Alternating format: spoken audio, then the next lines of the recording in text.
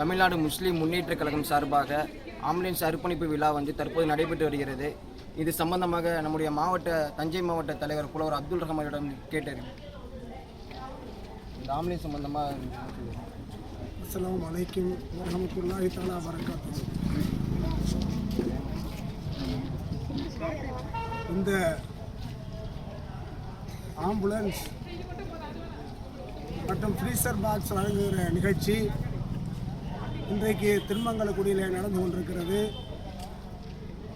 திருமங்கலக்குடியை மையமாக வைத்து பக்கத்திலே இருக்கிற ஆடுதுறை, அமனையாபுரம், திருவிடைமருதூர் போன்ற ஊர்களுக்கு இது மிகவும் பயனுள்ளதாக அமையும்.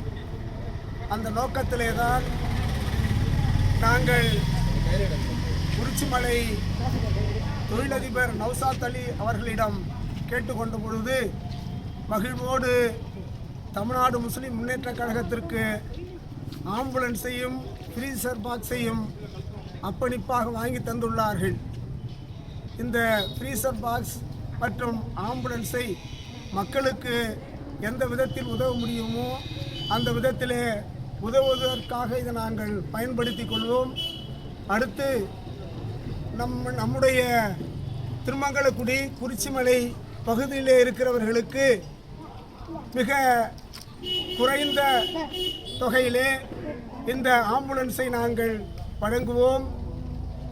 இந்த அர்ப்பணிப்பிலே, இந்த அர்ப்பணிப்பு விழாவிற்கு மாநில தலைவர் JS ரிஃபாய் அவர்களும், மாநில மனிதநேய மக்கள் கட்சியினுடைய மாநில துணை பொதுச் செயலாளர் கோவை சையத் அவர்களும், தமிழ்நாடு முஸ்லிம் முன்னேற்ற கழகத்தினுடைய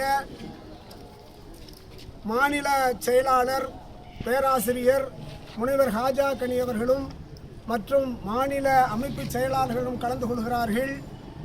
இந்த நிகழ்ச்சியிலே இந்த ஆம்புலன்ஸுடைய அர்ப்பணி பற்றிய மிக தெளிவான செய்திகளை இங்கே பதிவு செய்ய இருக்கிறார்கள். எனவே இந்த ஊருக்கு நீண்ட நாட்களாக இருந்து வந்த ஒரு குறை நிறைவு செய்யப்பட்டிருக்கிறது என்றே நான் கருதுகிறேன். வவுனியாபுரம், ஆடுதுறை, திருமங்கலக்குடி போன்ற ஏரியாக்களில் ஆம்புலன்ஸ் இல்லாமல் மக்கள் மிகப்பெரிய அவதிப்பட்டு வந்தனர். தற்போது ஒரு சாதாரண விபத்து நடந்தாலும் கூட கும்பகோணத்திலிருந்து தான் வரக்கூடிய சூழ்நிலை உருவாகி இருந்தது. தற்போது இப்போ வழங்கக்கூடிய இந்த ஆம்புலன்ஸ் மிகப்பெரிய மக்களுடைய எதிர்பார்ப்பும் அதிகமாக உள்ளது. ஏன்னா ஃபோன் பண்ண உடனே டக்குன்னு இருக்கக்கூடிய சூழ்நிலை இருப்பதால் மக்கள் மிகவும் மகிழ்ச்சியை அடைந்துள்ளனர். இப்போ ஒளிப்பதிவாளர் சலாவுதீனுடன் ஹாலித்.